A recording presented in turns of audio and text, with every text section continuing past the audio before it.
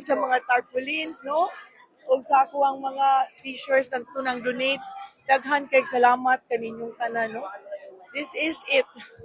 I'm officially the governor of the province of Cebu.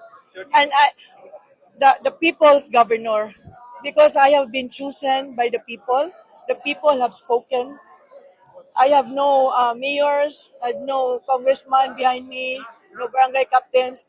I only have the people behind me. So I want to be known as the people's governor. Thank you very much. Tay, Tatay Digong, salamat kaayo. Imo kong giingnan nga kung bati lang day. Ning kung bati jud ko until the end, tay.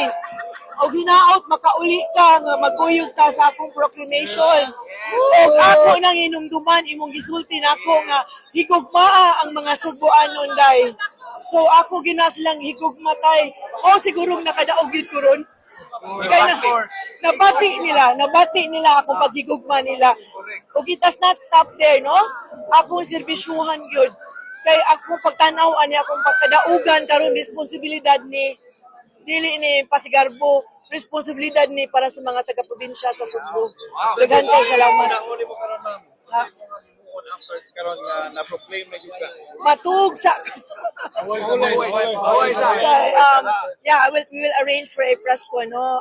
Maybe this week, and we will form our transition team by next week. Daghan kay salamat ninyong tanan. Thank you kayo, no? So,